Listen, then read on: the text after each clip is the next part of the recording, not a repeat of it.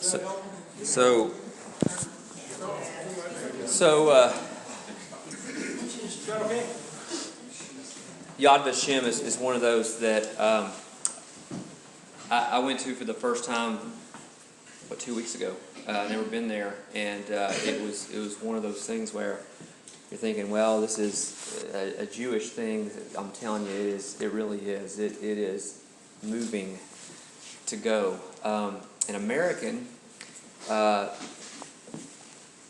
they live in California, a couple wanted to do something because one of their children was killed, not here, at one of the concentration camps. And so they anyway, they were like, well, listen, you can't just do a monument for him. So what they did was they created one of, to me, the most moving thing there is you go into this children's museum, you kind of start going in, and you start hearing all the names and pictures. You see all these pictures of children's faces that were killed in the Holocaust. And you go through there, and it's this big room, and you start looking around, and it looks like there are millions of little lights. And it's all done with mirrors. It's 5 candles in the middle of it because the kid was 5 years old. And it's a memorial to say his 5 years has had an impact on millions, but what could have been if that didn't happen? Anyway, it's pretty incredible. On our itinerary right now, this is something we're still working through, but we may actually end up going there next summer if you come with us. That's one thing that it really was moving, and I think it's worth going to for sure. There's so much to do in Jerusalem that you have to figure out. Okay, what are the what are the things that we can't miss? And boy, that's very, very, very moving though. Okay. Mark, yes, go ahead. For those of you that can't drive to Israel next weekend, go down to Chattanooga. There's a Jewish museum down there that has a miniature Holocaust museum, but it's worthwhile.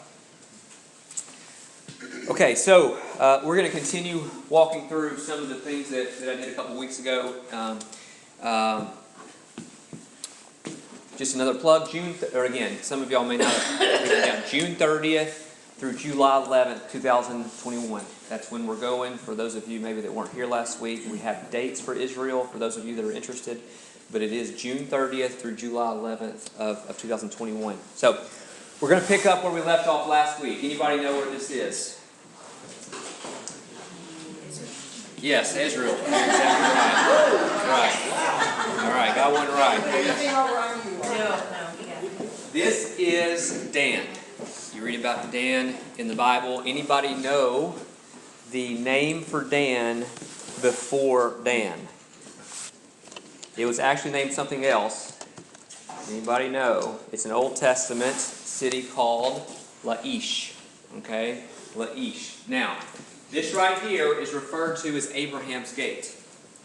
Doesn't mean that he actually built this with his hands, but this is an ancient gate. Why would they call it Abraham's Gate? Because he came in from, when God called him to go to the Promised Land, he came in from the east.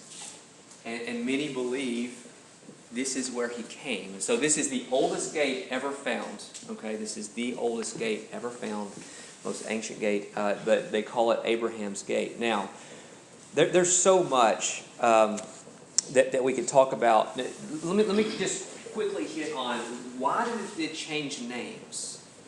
Why do we refer to this place even today as Dan? Judges 18. You have a tribe called Dan. Good. Were they given this territory? The answer is no. When God gave out the territory of where he wanted the tribes to go, he gave Dan a place on the southwest part of Israel today. Okay? And they were to be the protection. Dan is the group that's protecting the backside. Okay? Dan didn't like what God gave them. And they said, we want to go somewhere that's better. So we see Judges 18. They pick up and move to the very north part of Israel. This is at the very farthest north. And let me just tell you this. To us, if we're going to live one place or the other, we'd rather live here. There's grass, there's water, there's fertile land. This is a really pretty spot. Where God placed the tribe of Dan was not. It's the desert. It's Midbar. We talked about that last week, the different names for it's Midbar. So all of a sudden, these people say, you know what? I know, God, you placed me here, but that place up there looks a lot better. And they pack up and they move. And we know some of you know they've even today found golden calves here. They found idols. They created stuff there that shouldn't be there. But here's what's surprising that you might not know. One of the guys who kind of put the idols there in the end of Judges 18 is the grandson of Moses. You know that one of the most important things for all of us is even if your kids are no longer in your house, some of you have grandkids in here, and you know how important it is for them to get it. Here's Moses, this hero of our faith. And one of his grandchildren, we see, was one of the ones that introduced idols at a place that he should have never been. It's important for us as parents, as grandparents, to get it right in investing. Okay? So just a little bit about Dan, and again, there's so much more that I wish we could just spend the next 2 hours talking about Dan, but we're not going to. Let's talk about this place. I bet somebody knows where this is. Yeah. Name is Caesarea Philippi. Caesarea Philippi. This right here used to have a waterfall coming out of it. It was known as the gates of hell. To them, to the people, we know some stories in the Bible about gates of hell will not prevail against it. Guess where Jesus said that? He was right outside the gates of hell when he said that I'm going to build my church on this rock and the gates of hell will not prevail against it. This is where he was. Now, this is the gates of hell. Now, oh man, so much bad stuff happened here. Pan worship is and I've shared some of that in here before, and we're not going to talk about it as much this morning, but so much happened right here. But here's the thing. Jesus walked with his disciples 28 miles. That would take at least probably 2 days to get there. We don't have a record of him saying a single word on the way. Can you imagine? Come on, guys. And you start walking. Now, to a Jew, this is the most grotesque place in the world. I mean, what happened here, you have to think about Las Vegas times a million. Okay, I mean, it was... If you're a Jew, you grow up knowing your parents are telling you don't go there. That is not something your eyes should see. That is not something your ears should hear. Do not go there. And Jesus says, come on, guys. And he takes his disciples right here. And this is where he talks about you need to know that I'm building my church. And I don't care what wicked things are going on in this world. Gates of hell will not prevail against what I'm about to do with my kingdom. So my kingdom is on the offensive, not the defensive. Gates are defensive. And Jesus is saying, I'm going to attack this world with everything I have. And that's right here at Caesarea Philippi. They got it. We don't, because we don't know where they were. We're not in their world. But when you go here and you learn that lesson, you'll never forget it. It's incredible. It's incredible. So much more there. Let's keep going. Anybody know where this is? Not a great picture, but you can see some things here that might kind of help. These right here is Roman. Okay, this is a Roman city. We would call this, in Greek, it's called Scythopolis. Okay, Bet Shean is the Hebrew name. Okay, but this right here is one of the to us when you go, it's one of the most impressive things you'll see with your eyes. It's incredible. But man, so much wickedness happens in these cities. The 10 cities they called on Jesus' day, the Decapolis. You read about Jesus going to the other side of the sea, and that's to the Decapolis area. These are how they live. They're pagans, and they live like the world. One thing that hit me so hard the first time I was over there, and I was right here, was seeing the similarities in what where we live today and what they were doing back then. Imagine a place. This place is one place, 1 to 2 miles on their main street. Shops on either side. Imagine a place where one of the pastimes is shopping. That's Scythopolis. That's Beth Cheyenne. And here Jesus is, just right around the left side, the west side of the Sea of Galilee, not far from this place right here. And he's saying, guys, that's not how we live. That's not what this world should be about. It shouldn't be about pleasure and just throwing your money and just getting more stuff and accumulation. Guys, there's greater things. And I'm telling you, we live in a world that's all about what you see here. And that's what hit me over and over as we walked the streets here and learned what happened here and what happened here and what happened here. I'm thinking, yeah, that's exactly what goes on everywhere I've ever been in the United States. Another lesson for another day. It's another place, another Caesarea. Yes, this is a different Caesarea. This is beside the sea. Now, Herod, again, I've talked about Herod some. One of the greatest builders that ever lived. Last week we talked about how he grew up in Maresha. Anybody remember anything about Maresha? It was underground. Underground city, right? Remember that? Herod builds this place, wants to dedicate it to Caesar, because he wants to be on Caesar's good side. This place is absolutely incredible. I mean, to this day, engineers still are trying to figure out how on earth did he do some of the things he did here.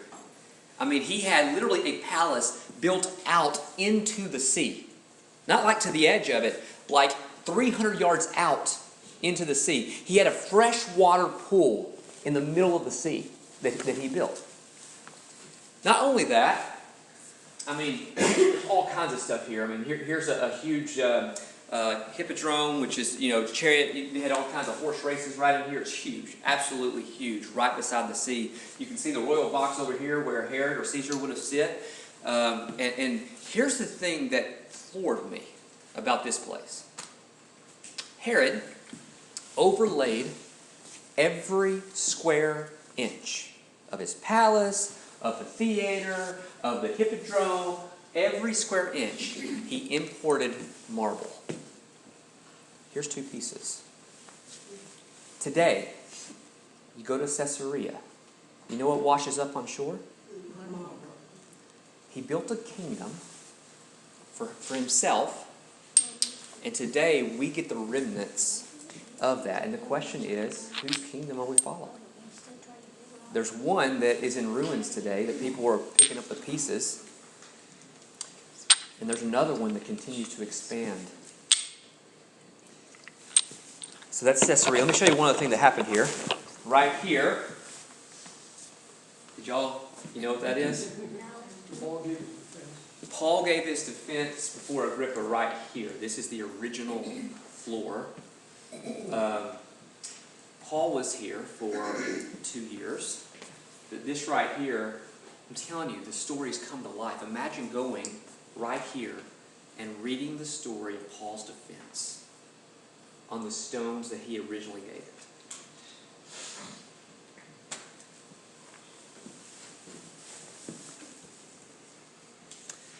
Bethlehem. This is Bethlehem. Did you know Bethlehem celebrates Christmas on 3 different days? Did you know that December 25th is only one Christmas on the calendar? Because there are other Christians who celebrate it at other times. So we were there between the 2nd and 3rd celebration of Christmas. So they still had their Christmas trees up, they still had their lights up, and it was really pretty. But fun facts to know and tell, they actually celebrate 3 different Christmases there in Bethlehem. Right beside here on the left side is the Church of the Nativity. If I had a picture in here, probably not. Church of the Nativity. Some of you that have heard my little Christmas lesson and that sort of thing on the lower thing, there's a cave there. The early tradition was that's where Jesus was born. So they built, of course, like they do everywhere in Israel. What do you do when you have a traditional spot? You build a church on top of it. So there's churches everywhere commemorating certain spots, and that was now. Anyway, I'm not going to get into that, but there's all kinds of stuff there. It was neat. But let's jump to Jerusalem. What time is it? Okay. Jump to Jerusalem here because just show you a few things. I wish I could do this justice. This is current excavation. And what they have found is this right here is David's palace. Okay, so King David came to Jerusalem and they found different things here, and they know for sure it's a royal place, a royal palace, and they believe it's definitely David's palace for different reasons. I wish I could go through some of that. There's so many incredible things that they're finding currently. Did you know, by the way, if you ever go to Israel or if you want to stay over, I talked to Ricky about this last week, there's years ago up on the dome, where the Dome of the Rock is, right on Temple Mount, they were doing some things, the Muslims were doing some things, and they needed to remove some dirt. Well, they threw it over in what they thought was just a pile, and some Jews were like, I wonder what's in that. And they started getting the approval to start sifting it. Today, you can go to Israel, to Jerusalem, and for a day or half a day or however you want to do it, you can sift through that dirt. Just while we were there, they found some things from the time of Hezekiah. I mean, they really find stuff. And today, because here's the thing, they don't have enough manpower, enough money do you understand how much archaeology is in Israel? They don't have enough people to do. So this is like, you want to learn what it is to be an archaeologist? Come here, you can do it for free. And sift through this stuff for us in free labor. And so, but it's pretty neat. Anyway, that's just something that, now this is Yad Vashem. This right here is Yad Vashem. And I was actually going to share, about this place, because I'm telling you, I got the itinerary of all the things we were doing, and I was thinking, Yad Vashem, I know this is probably going to be good, but at the same time, there's so much in Jerusalem that you could go to, and is it going to be worth our time going there? And then you go there. And I'm not joking, it's one of the most emotional things I've ever been to in my life. We didn't have enough time there. I mean, to do it justice, you would need all day. Because you start going through it, and you start weaving your way back and forth, and there's just stuff everywhere. And it's telling the story from the beginning to the end of the Holocaust, and it's overwhelming. I mean, you could spend days and days and days in there and still not hear and see everything. I mean, it's absolutely incredible. But it's overwhelming. Anyway, that's Yad Vashem. And I don't know how you do it justice, really, when there's so much to see in Jerusalem, unless you're staying there for several weeks or something. But it is phenomenal. I was blown away. So emotional. This is the Herodian. You know what? I had notes to this stuff I was supposed to be looking at. This is the Herodian. I bet you can guess who built it. Do you remember Jesus, he's on the Mount of Olives, and he's telling the disciples, if you have faith as small as a mustard, you can say to this mountain. Guess what you can see from the Mount of Olives? The Herodian, which Herod had his slaves build a mountain for him, literally. He moved a mountain to make the Herodian. I mean, it's absolutely phenomenal. You go there, you see a huge mountain. And then on top of it is what's left of his palace up there. Okay? Well, he moved a mountain. And from the Mount of Olives where Jesus is saying that, you can see the Herodian and you can see the Dead Sea. Say to this mountain, go in there. You know what I'm saying? If you have faith, this small, say to this mountain. And it's something, when Jesus teaches, he can see the visuals of what he's talking about. And we don't get it because we're not there at the Mount of Olives. A lot of us probably didn't. I didn't even know that the Herodian was built on a man-made mountain that his slaves built. And so when Jesus doesn't come up with these things out of thin air, he's using things that they knew about. And he said, if you have that kind of faith, you can say, oh, this, go in there. and he's in a place where you can see both. Absolutely incredible place here. It's huge. This right here is this big circle thing that used to be a lot taller. That was his quarters. That's Herod's little palace. Slaves, everybody else lived in the wall, all the way around him. All that's Herod's. Okay, a lot of neat things there to learn. Trying to decide, by the way, on our trip if we're actually going to go here, because like we just said, there's so much in Jerusalem to see. I'm not sure, but we're going to see it. We're going to go by it, and we can unpack it even if we don't step foot where I took this picture, okay? Because it is pretty powerful, honestly. Oh, wow. I think these were out of order. So I knew this was in there somewhere. This is the Church of the Nativity there in Bethlehem. This is down where you can see it's a cave, and this is down. The tradition is just on the other side of this wall. Actually, is where Jesus was born. Is that true? Who knows? But that's the tradition. So they put a church there. What's his name that wrote the Vulgate? He actually, this room where we're in right here, this is where he wrote the Latin Vulgate and things, I believe. What's his name? Anyway, do you know his name? I'd have to. Anyway, something good happened there. So there you go. All right. Probably know where this is. Jerusalem. So we're in Jerusalem now. We were in Jerusalem a minute ago. We're back in Jerusalem again. Sorry, my things got out of order. Let me see if this will work real quick.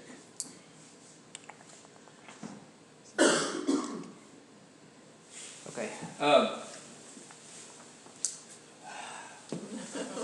Of course.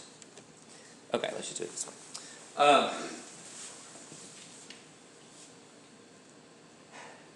What to share here? We are in. What kind of trees are these? Okay. So we're in the area that we would refer to as the Garden of Gethsemane. I told y'all last week. It's a Christian. You put two verses together. It never says anything in the Bible about a Garden of Gethsemane. There's a Gethsemane. There's a garden. But this is a picture. Now, obviously, these are not old olive trees from the time of Jesus. There are some that are about 2,000 years old. Rome, when they came in and they're going to destroy Jerusalem, they burned every bit of the olive trees except for one small spot right outside the eastern gate of the Temple Mount. Why would they leave one small spot? Was there a graveyard there? Good thought, but it's not. It was shade. Vespasian, the Roman commander, comes and he wants shade. He left one area that you can still go to, where the Roman army was right there, and then everything else they burned. So a lot of what you see today are obviously newer trees, but they're in the same spot as what they would have been in Jesus' day. So it kind of recreates it. Now, this was a powerful spot for me. And there's this fine line when you're there of I could teach all day long and fill you with so much information, but you need experience. You need things to get to your heart, not just your head. And this was a spot we simply read Matthew 26 of Jesus praying, and here he is in the garden right before he's going to be, and he's sweating blood, hematidrosis, and he's doing all these things, and what they said is, go find you a quiet place and read Matthew 26. And that story came alive like it never has before. Because here we are in the same spot. By the way, the Gethsemane they would have been staying in is right down here, right down the hill. Okay, there's this huge Gethsemane, which is what? What's a Gethsemane? Olive press. Yes, there's this huge olive press that you can still go into, which is now a church. Yes. But it is still set up. You can see all the remnants of the olive press. But this is where we did that. And then guess what we did? We took communion. Right here. And it was powerful. And so I'm telling you that to say, if you come next summer, it's not just going to be, I'm going to fill your head with tons of stuff. We're going to do some things that You're never going to take communion the same way again after experiencing that. I know I won't. I mean, absolutely phenomenal.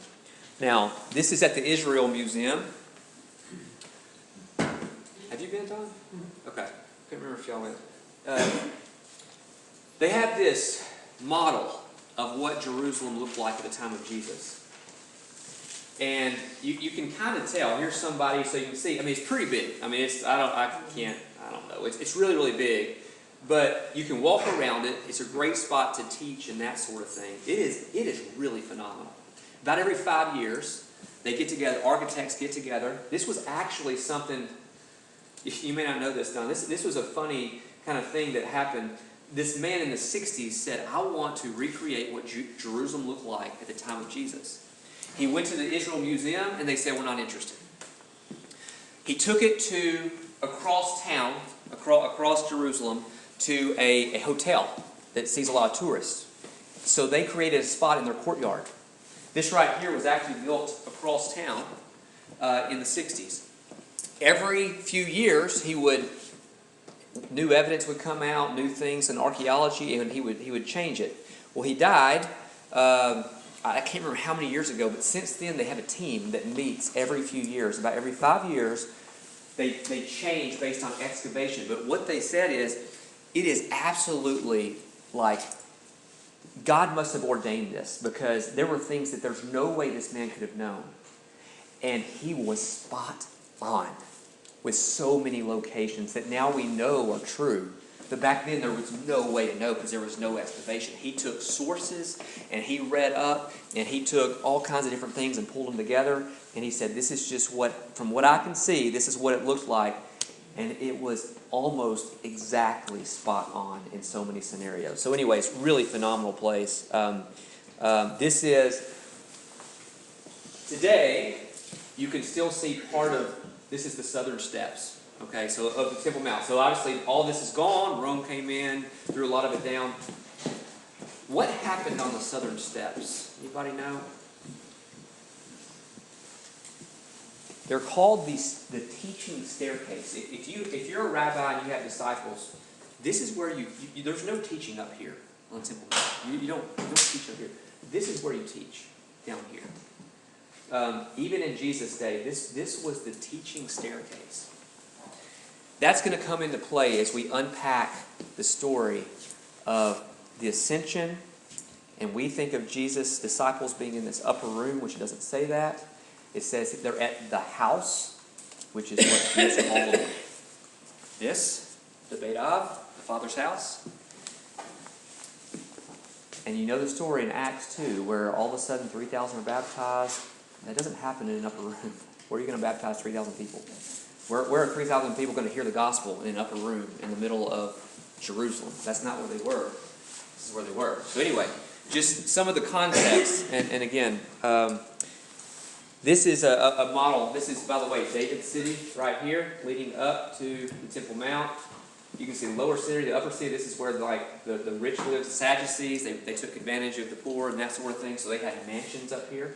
It's the reason why Jesus had such a problem with the Sadducees. They were stealing money from the poor, the widow's mite, the stories of those sort of things, and they're stealing all their money and building huge mansions here right beside the temple. So we spent up here. Okay, how many have been up here? You've been up here, you've been up here, okay. Today, and I don't know, today, you cannot go up here and just teach. Okay, this is Muslim, obviously. You can see the Dome of the Rock. And there are people patrolling all the time. And they're looking to kick you out. So you have to be very, very, very careful. We unpacked what happened right here at the top of the Temple Mount, all the way from the beginning of creation until current day Israel. But what we had to do is do it in like 6, 7, 8 different locations. We do a little bit of it. We walk, because if you're not careful, it happens all the time. They kick you out. So you are not allowed to go in here unless you're Muslim, by the way. Used to, 20 years ago, people could go in there and see the bedrock that all these stories, supposedly happen on, but you can't do that unless you're Muslim. Hey, by the way, question. I never thought about this until I was there. How do you get in? How do they know who's Muslim and who's not? Yeah, how do they? Do you just dress up? It's not about your dress, because people could fool them that way. Any ideas? It must be something you say or know. Okay. Ask you a question. All right. Secret code. Okay, let me ask you this then. Secret handshake. How did people get into the temple at the time of Jesus? How do they know you're a Jew? Could they prove by their birth? One of the people in our group said, well, circumcision? No, that's not the answer. No. They didn't have a spot for that, no. Wasn't it after they took the bath? Like they take the bath? They do mikvah, but the way, here's the thing, the way, that's part of it for sure. The other part about it, we know from records too, is what's the life verse of a Jew? Do you know? The Shema. Shema. Hear, O Israel. The Lord our God is one. Yeah. The Lord our God is one. Yeah.